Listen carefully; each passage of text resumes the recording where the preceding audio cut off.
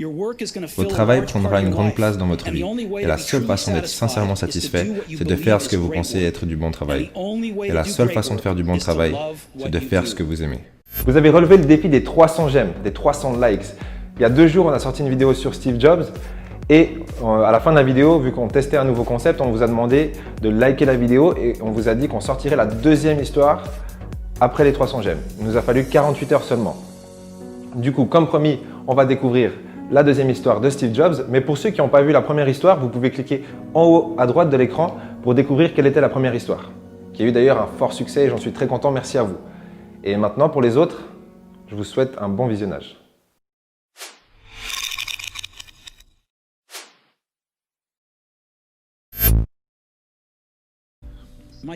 Ma deuxième histoire parle de l'amour et de la perte.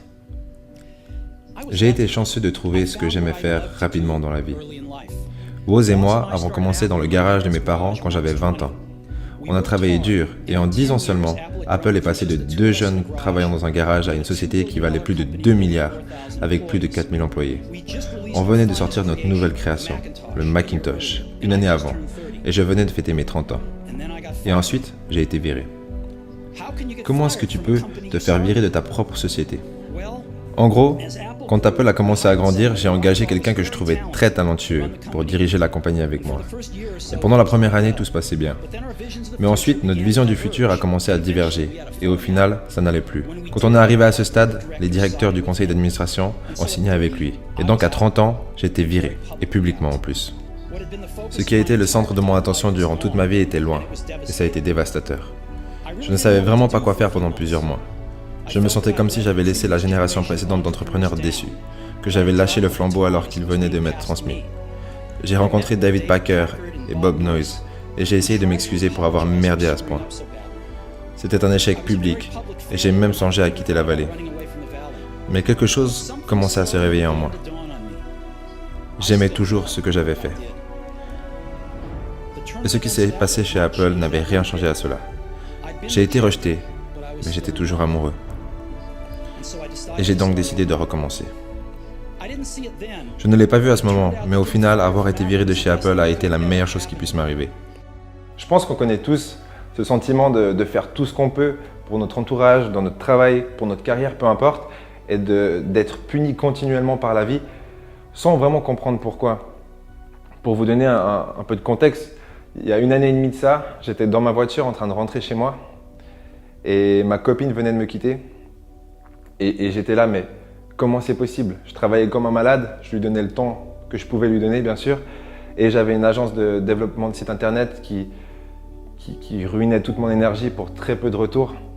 Et j'étais dans la voiture en train de rentrer et je pleurais, je me rappelle.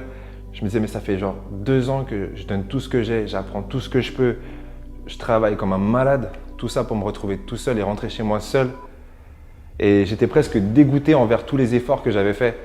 Et j'arrivais vraiment pas à voir la lumière au bout du tunnel, si on peut dire ça comme ça. Et 1 année et demie plus tard, j'en suis tellement content. Et c'était une période qui a vraiment défini la suite de ma vie et la meilleure partie en soi. Le poids lourd d'être devenu un succès a été remplacé par la légèreté de pouvoir redevenir un débutant, moins sûr de tout savoir. Ça m'a libéré et permis d'entrer dans l'une des périodes les plus créatives de ma vie. Durant les 5 années qui ont suivi, j'ai lancé une société qui s'appelait Next, une autre société qui s'appelait Pixar, et je suis tombé amoureux d'une femme incroyable qui est devenue ma femme. Pixar est devenue la première compagnie à créer des films d'animation comme Toy Story, et est maintenant le studio d'animation qui a le plus de succès au monde. Incroyable retournement de situation, Apple a acheté Next, et je suis retourné chez Apple. La technologie qu'on a développée chez Next est maintenant au cœur de la renaissance d'Apple. Et Lorraine et moi avons une magnifique famille ensemble. Je suis assez certain que rien de tout ça ne serait arrivé si je n'avais pas été viré de chez Apple. C'était un médicament au goût dégueulasse, mais j'imagine que le patient que j'étais en avait besoin. L'échec en soi, ou même la rejection, pour moi, c'est comme la graine d'un futur succès que beaucoup de gens refusent de planter. Pourquoi? Parce que la plupart des gens vivent leur vie en faisant tout leur possible pour éviter l'échec et la rejection. Mais du coup, ils se privent du cadeau qui est le futur succès qui se cache derrière cet échec ou cette rejection. Et c'est malheureux. Et c'est sûrement dû à l'ego, notre fierté. Et je pense que c'est contre cette fierté qu'il faut se battre. La vie, bien sûr, va venir vous aider à vous battre contre cet ego et cette fierté. Mais si vous voulez multiplier la vitesse de votre croissance, soyez vous-même capable d'être introspectif avec vous-même et de vous mettre dans des situations inconfortables quotidiennement. Des fois, la vie te frappera sur la tête avec une brique, mais ne perds pas la foi. Je suis convaincu que la chose qui m'a permis de continuer, c'est que j'aimais ce que je faisais. Vous devez trouver ce que vous aimez.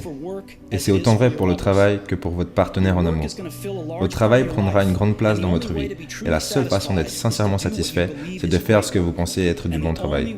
Et la seule façon de faire du bon travail, c'est de faire ce que vous aimez. Si vous n'avez pas encore trouvé, continuez à chercher. N'arrêtez pas. Comme tout ce qui concerne l'amour, vous le saurez quand vous le trouverez. Comme toute excellente relation, ça devient toujours de mieux en mieux au fur et à mesure du temps. Donc continuez à chercher. Ne vous arrêtez pas. Bon, je crois qu'on a tous compris qu'on allait passer la plus grande partie de notre vie à travailler. Donc, comme le dit Steve Jobs, c'est important de faire quelque chose qu'on aime. Mais cette phrase en soi apporte plus de confusion qu'autre chose. Pourquoi? Parce que du coup, vous allez chercher quelque chose que vous aimez. Mais qu'est-ce que vous aimez? Avec toutes les publicités que vous regardez, la vie à Instagram et Facebook de vos amis qui sont en vacances, en fin de compte, vous aimez être en vacances et ce n'est pas vraiment un travail. Du coup, il y a vraiment une grosse confusion derrière ce concept et je pense que le premier point, c'est encore une fois, se retourner sur soi-même et se poser des vraies questions. Qu'est-ce que j'aime vraiment? Et quand vous allez chercher ces passions, si vous aimez regarder des couchers de soleil, vous aimez faire du ski, c'est bien joli, mais ça ne peut pas être transformé en travail, à moins que vous voulez devenir moniteur de ski. Ça peut être une option. Mais globalement, ce qu'il faut trouver, c'est un travail, c'est quoi? C'est une passion qui rend service aux autres. Et idéalement, vous allez être payé pour ça. Et plus ça sera réellement une passion pour vous, plus vous y trouverez du plaisir, plus vous serez capable de donner du plaisir dans ce domaine. Et c'est là que vous trouvez votre passion, c'est là que vous trouvez votre métier et c'est là que vous travaillez sans jamais avoir l'impression de travailler. Ma troisième histoire parle de la mort. On vous refait le coup et cette fois le défi c'est pas 300 likes, c'est 600 likes. Pourquoi? Simplement parce qu'on veut être certain que la troisième histoire de Steve Jobs vous intéresse. Donc si c'est le cas, laissez un petit pouce en l'air et partagez la vidéo avec un ami. Pour ce faire, c'est simple, il y a un bouton partager. Vous pouvez partager la vidéo sur Facebook, sur WhatsApp, c'est égal. Et je suis sûr que vous avez un ami qui pourrait apprécier cette vidéo. Si c'est le cas, un petit pouce en l'air et un partage. Comme ça, on sort la vidéo dès qu'on atteint les 600 j'aime. Si c'est dans 5 minutes, la vidéo sortira dans 5 minutes, c'est une garantie. Voilà. Et sinon, pour les autres qui veulent mettre en pratique les conseils qu'on entend dans ces histoires, vous pouvez aller dans la description, il y a un lien pour télécharger notre livre électronique qui s'appelle Motivation, kit de survie, tuer le confort, votre vie en dépend. Je crois que ça sera tout. Souscrivez un abonnement. Souscrivez un abonnement.